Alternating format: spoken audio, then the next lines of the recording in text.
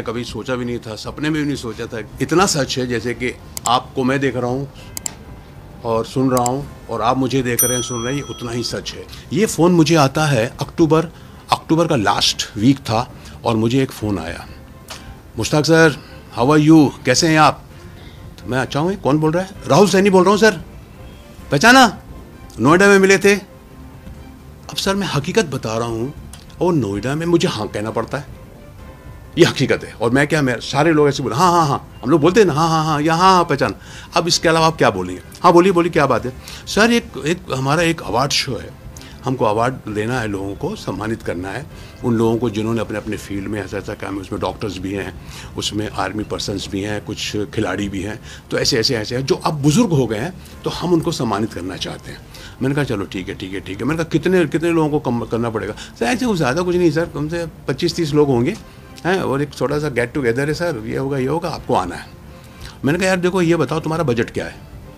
तो उसने बोला कि सर हमारा बजट 50,000 का है।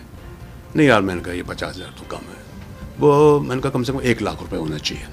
सर 1 लाख रुपए तो ज़्यादा हो जाएगा, ऐसा है वैसा, आप कीजिए ना कर सर प्लीज़। सर आप हार्डली 1 घंटे में आप स्टेज में नहीं रहेंगे, हार्डली 1 घंटे में आपको हम फ्री कर देंगे। अरे यार मैंने कहा चलो ठीक है। मैंने कहा नहीं यार लेकिन सर, अच्छा मैंने कहा 75,000 कर दें। सर मैं करता हूँ, लेकिन 50 तो 100%। तो उसने सर ये बात हुई मेरी, और नेक्स्ट डे नेक्स्ट डे नहीं, उसने 4 नवंबर को 25,000 रुपये अकाउंट में डाल दिए। 25,000 रुपये अकाउंट में डाल दिए, और 8 तारीख को मेरी टिकट हो गई बॉम्बे से दिल्ली। 15:45 मतलब 3:45 बजे की एयर इंडिया की फ़्लाइट भी उसने कर दिया। और उसके बाद उसने जब ये करने के बाद उसने बोला सर आपके पैसे भी आ गए? मैंने कहा हाँ आए तुम्हारे 25,000 रुपये। और बोले आपने टिकट भी मैंने कर दिया। हाँ ठीक है। उसके बाद रिटर्न टिकट भी किया सर उसने नेक्स्ट डे की, मतलब 21 तारीख की 1 बजे की टिकट भी, रिटर्न टिकट भी कर दिया उसने। मैंने कहा ओके ठीक है ओके। फिर सर हम भूल गए, चलो ठीक है चलते रहेगा। And that day the election था उस दिन 20 तारीख को। फिर मेरे को अचानक याद आया, मैंने कहा यार उस दिन तो इलेक्शन है। फिर मैंने टिकट देखा, मैंने कहा 3:45 बजे की फ़्लाइट है, सुबह में वोट दे के आराम से हम जा सकते हैं, नो प्रॉब्लम। फिर उस दिन हमने, और उसके बाद फिर उसका फ़ोन भी आया, सर याद है ना कल आपको आना है? मैंने कहा हाँ यार। मैंने कहा यार इलेक्शन भी है यहाँ पर। बोले सर आपकी टिकट ही 3:45 बजे की, वो टेंशन नहीं है। मैंने कहा चलो ठीक है नो प्रॉब्लम। अब उसके बाद सर हमने तैयारी की सुबह उठ करके, और अपना वोट डालने गए वाइफ के साथ, वोट डाल के आए, और कुछ 2:20 से 25 मिनट में मैं एयरपोर्ट पहुंच गया। वहाँ जाके पता चला कि फ़्लाइट 1 घंटा लेट है। 1 घंटा लेट है मतलब कुछ 4:45-5 बजे का टाइम बता रहा था कि अब फ़्लाइट आपकी 1 सवा घंटा लेट हो गई। मैंने उसको फ़ोन किया, मैंने उसको फ़ोन करके बोला, मैंने कहा यार राहुल सैनी नाम बताया था उसने। मैंने कहा राहुल यार ये फ़्लाइट लेट हो गई है, और पता नहीं यार ये कब पहुँचेगी वहाँ, 7 साढ़े 7 बज जाएगा, फिर वहाँ से मेरठ जाना है। सर कोई प्रॉब्लम सही 1.5 से 2 घंटा लगेगा सर आपको। अरे मैंने कहा नहीं यार मैं दिल्ली इतने बार आया हूँ, दिल्ली से निकलने में 1-2 घंटा लग जाता है यार, और फिर वहाँ से मेरठ जाना। मैंने कहा 3 साढ़े 3 घंटे से कम नहीं लगेगा, और फिर वहाँ पहुँचूंगा कब मैं यार, 7-10 साढ़े 10 बज जाएगा शो। तो मेरा ये कहने का था यार, वो ये कह दे मुझे कि सर ठीक है फिर बाद में देखते हैं कुछ, लेकिन वो ये कह रहा था कि नहीं सर आप टेंशन मत लीजिए, आपको तो आपका मैं लास्ट में एंट्री रखूँगा, है ना। आप 11 बजे तक भी आएंगे मेरे पास तो नो प्रॉब्लम, क्योंकि मैं आपको, और ज़्यादा नहीं सर, मैं तो आपको, मैं कहता हूँ 20-25 मिनट में आपको कुछ लोगों को अवार्ड देने के बाद मैं आपको छोड़ दूंगा। मुझसे एक गलती हो गई कि यार मैंने ये नहीं पूछा कि तू होटल कौन सा किया तूने। अक्सर क्या होता है सर, हम लोग पूछते नहीं है, चलो ठीक है यार, अच्छा ये होटल देंगे, प्रोग्राम में चले जाएंगे। इस तरह से मेरी फ़्लाइट लैंड हुई वहाँ पर कुछ 7 बजे लैंड हुई। उसके पहले ही उसने मुझे एक नंबर दे दिया था, उसका नाम था मनोज सिंह। उसका नंबर दिया था, सर ये ड्राइवर है जो आपको पिक करेगा, इसका नंबर ये है, जैसे ही आपको लैंड होंगे तो वो आप उसको फ़ोन कर लीजिए, या वो आपको फ़ोन कर लेगा। जब आप जैसे ही आप लैंड होते हैं वैसे ही आप मुझे उसको फ़ोन कर लीजिए। सर मैं वहाँ पहुँचा कुछ 7 बज गया था, निकलते 7:15 बज गया, 7:30 बज गया था।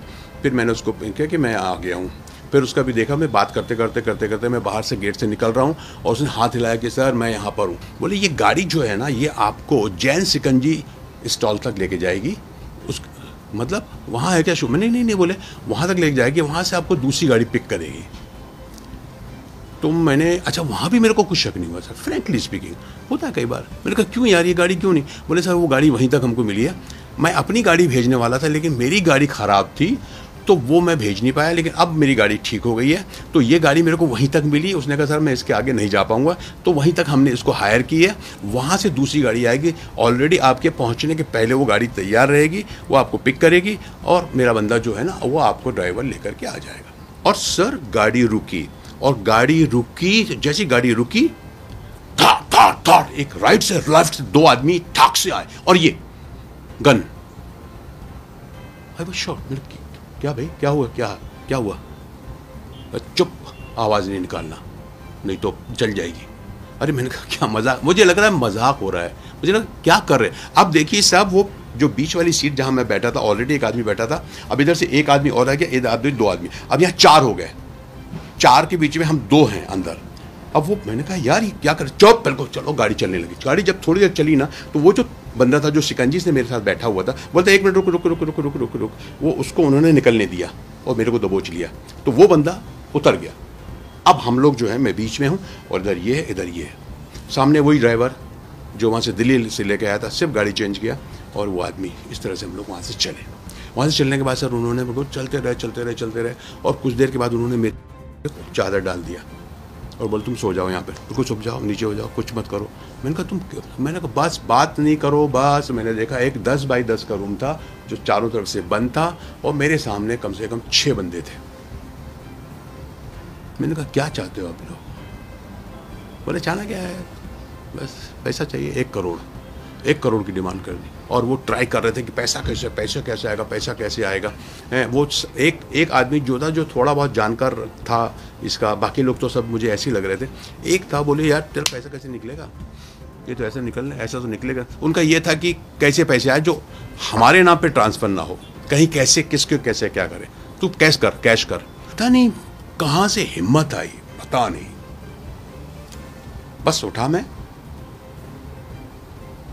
निकलो यहाँ से, जो होगा देखा जाए। और मैं ये भी देख रहा हूँ कि अगर मैं पकड़ा गया तो मेरी खैर नहीं। 2 यहाँ हैं और नीचे 4 या 5 लोग जो भी हैं, 6-7 थे जो, और गन है, सब चीज़ें उनके हथियार सकते। पुलिस की तरफ से मुझसे कहा गया है कि सबसे पहले तो जो भी जैसे भी ऐसा फ़ोन आता है तो आप उनसे पूछो कि भैया तुम मेरा आधार कार्ड मांग रहे हो टिकट के लिए, आप अपना आधार कार्ड दो पहले, कि आपका आधार कार्ड आना चाहिए, आपका उसमें एड्रेस वगैरह सब। आधार कार्ड अगर आ जाता है तो सब कुछ जाएगा।